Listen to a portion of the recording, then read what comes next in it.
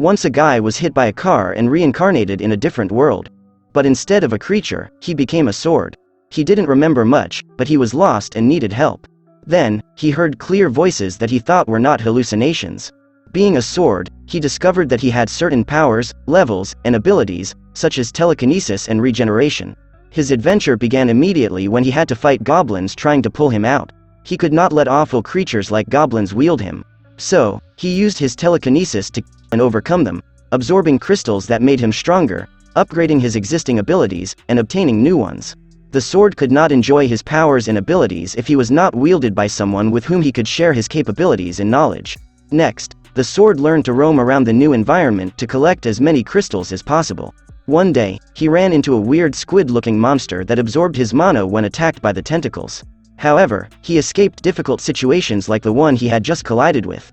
He swung up in the air and hit the squid hard, it and collecting its crystal. This gave him the power of floating, enabling him to fly much higher. Later, he bumped into a giant centipede, which he beat almost without effort. Finally, he obtained a new crystal, allowing him to evolve and increase his attack. Sworn to defeat every goblin he encountered, he found a goblin hideout which he planned to demolish and collect their crystal. He swung from one to the other, obtaining new abilities. The newly created telekinetic catapult attack gave him even more power to defeat the goblin boss in only one strike. Then, he continued his wrath on the goblin mage, giving him the power of fire. Finally, he leveled up his sword mastery to level 3, making anyone who later wields him a perfect swordsman. Soon later, the sword found out that there were 5 areas from the point where he started, and every room contained more powerful enemies than the one before. Therefore, he started fighting even against the dragon and managed to defeat them and collect more crystals, which made him a much more powerful sword. After defeating every big boss in Area 4, he needed a more prominent and demanding challenge. So, he decided to go to the final Area 5. He chose to begin with the South boss, the Glutton Slime King. Immediately he could see just how much power the boss in Area 5 had, so he used his ability to know where the boss's crystal was. With the necessary information collected, it was only a matter of finding the angle. And in a split second, he used his most powerful ability, Shuntensatsu, which was a combination of abilities telekinetic catapult and the windshooter spell. In seconds, he penetrated the Slime King and defeated him. With the boss's defeat in Area 5, he evolved even more abilities, giving him the power to repair himself in a split second. Next, he went to fight the eastern boss, the Doppel Snake, which he found to be a tricky opponent. The Doppel Snake could create illusions of itself, making it hard for the sword to see the real one. However, the sword used his ability to sense magic to locate the real one and gained a new ability to make a doppelganger of himself, which he didn't find very useful. It was time to face the Blast Tortoise, the boss of the North Area 5. The legendary sword knew he needed something precise and different to beat this challenge. So, he devised a plan to level up in the middle of the fight.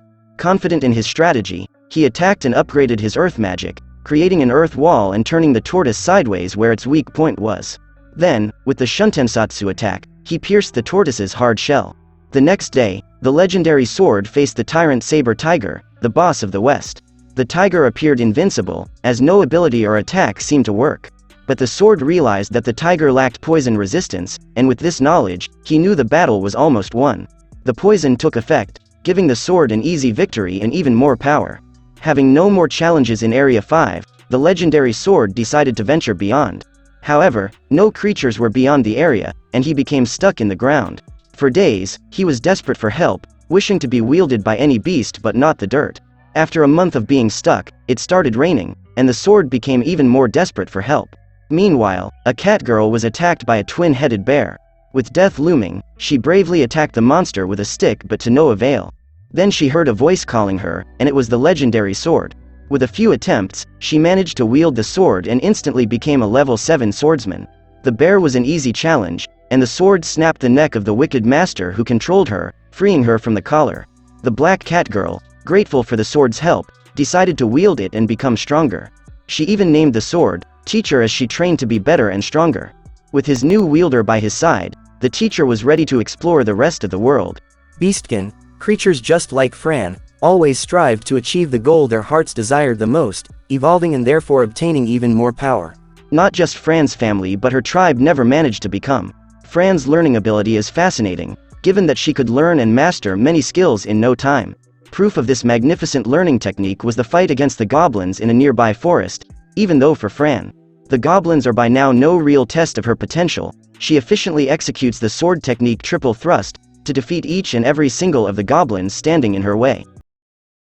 The legendary sword and Fran come along pretty nicely, and together they form quite a team, defeating many bosses and rapidly evolving. The black cat sensed something foul in the area thanks to her natural senses. Once again, it was the fights against the goblins who attacked a caravan. She immediately started slicing through them, and thanks to the sword ability Aura Blade, a perfect surprise attack, they were destroyed in no time. Together with the teacher, they decided to help Randell, a guy from the caravan. Randell explained to Fran that many like her and teacher were maybe even more potent than the formidable duo. Thanks to the guy, they learned that monsters are put in different categories. S being the best, and G standing for the novice enemies, but there was also a ranking for the adventurers, people like the Black Cat and the teacher. The idea of having money and being part of the so-called Adventurers Guild sounded appealing to Fran and the sword, so they already knew what the next part was. Happy to be in their first ever town, the teacher immediately started looking through the stats of the swords and soon realized that he was not so legendary after all. Dozens of blades were more substantial than him, but Fran tried to convince him otherwise. Into Alessa's Adventurers Guild, receptionist, Nell was having a hard with the mercenaries around, hoping all of them would tumble because they called her Glasses Lady. The teacher and Fran committed to joining the guild but didn't listen to Nell's advice not to become part of such a society. Instead, they continued in an exceptional testing grounds, where they were to defeat the examiner of the guild, Donodrond, a massive man with fire technique so well mastered it became part of him. Even though most of the contenders were easily scared, and with reason, Fran wasn't ready to let go of her dreams so quickly, despite Donodrond being one of the most potent enemies they had ever faced. Immediately they knew they had to go all in if they wanted to have any chances against the examiner. The battle began, and the examiner showed his power from the very first strike. Then, with his slam slash, he tried to hit her once more, but she could dodge him twice, thanks to her speed. Afterward, he hit her with an even more powerful ability, Power Swing, which seemed unbelievably powerful, and just barely the duo could dodge the attack. Knowing they won't be able to defend for long, the teacher suggested attacking as it was the only way of winning. He used an ability to temporarily increase her strength and agility. Fran was ready to go offensive, and just like that, she managed to make a small cut to the examiner's arm, which he then healed instantly. However, the fight has just started.